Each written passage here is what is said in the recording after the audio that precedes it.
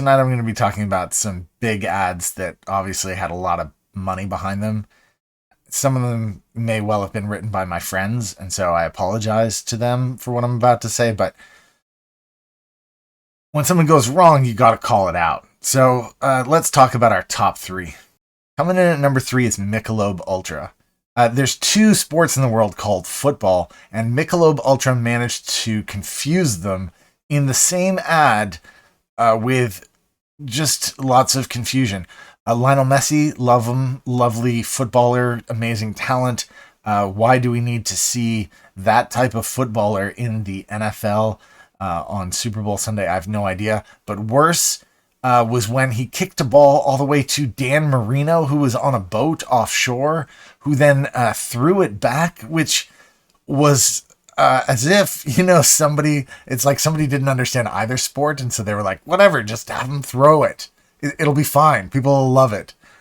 And maybe some people do love it. I'm just one guy with one opinion. Sure, I've been working in the advertising industry for 20 years, but it's just one opinion, right? I mean, maybe somebody out there thought, oh, what a great ad. I'll order me a Michelob Ultra, please. Probably not. Probably not. Hey, was that the Michelob Ultra, like that guy from the soccer game who kicked the ball to Dan Marino, who threw the ball?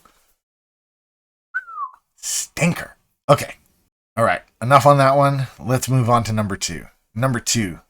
Vioza. Okay. The Super Bowl is a magical moment because it brings all of America together for a campfire moment. Everybody is gathered around, and brands that have mass appeal, this is the perfect moment for them. It's so perfect that they can spend vast amounts of money to reach all across their target markets. For example, a brand like Doritos, everybody eats Doritos, whether you're old or young, or whether you're tall or short, everybody eats Doritos. But Vioza, a medication for women having hot flashes?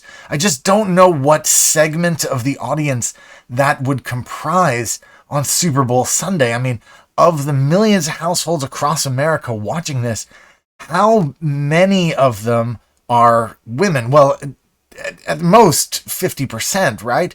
Well, how many of them are in the right age that this would be talking to them? It just seems like a colossal waste of money. And worse, it was right at the start of the football game. People are tuning in, trying to find the right channel, make sure they've got the right game. And there they are, talking about hot flashes for women. My God. Why would you do that, CBS? Why would you let that happen? I mean, Vioza, sure, you want to be popular, you want to be known. You could put it on, next week when the Oscars are on. Why just before the kickoff on the football? I mean, that is so poor. Genuinely, if right now you work on Vioza and your ad salespeople are not watching this, you should phone them and tell them that they have just wasted a colossal amount of money. When the largest segment of the audience is on watching, that's when you want to target them. Not during when everyone is watching. It's so much wastage.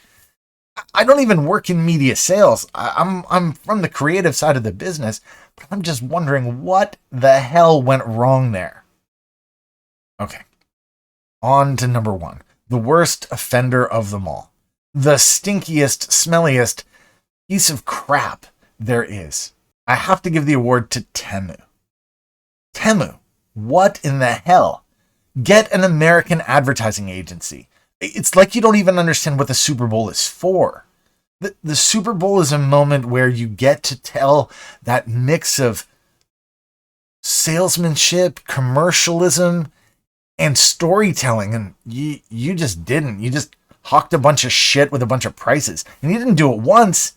You threw that stupid orange screen at us 4 times. You must have spent millions on the Super Bowl. You must have spent genuinely a staggering amount of money on that. And you didn't pay your agency? You didn't pay an agency to come up with a story, to come up with something a little bit fun so people would like you. They would like your brand rather than just being flogged some shit.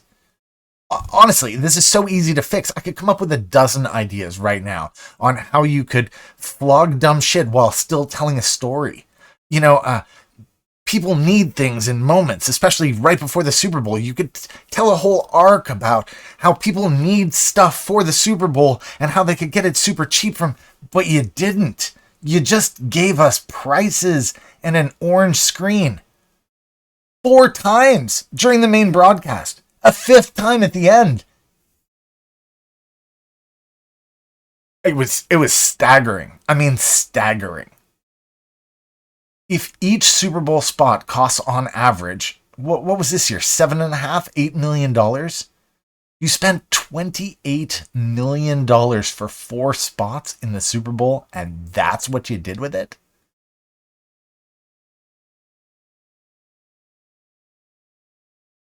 Honest to God, I can help. I would love to help.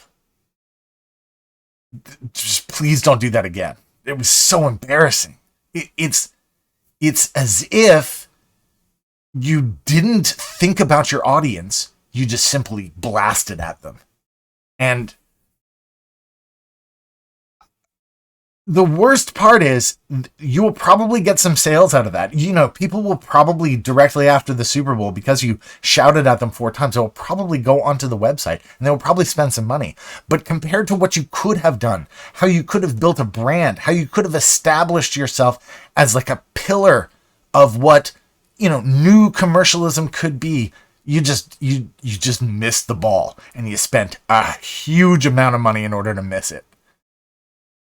Okay, just before we sign off, let's just do it again. The thing that you're supposed to do in the Super Bowl is combine commercialism and storytelling.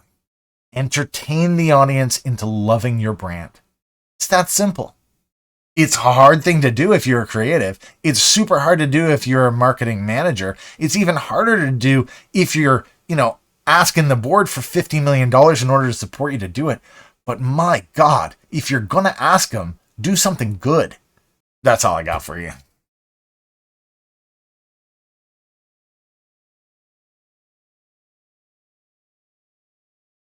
Thanks so much for tuning in.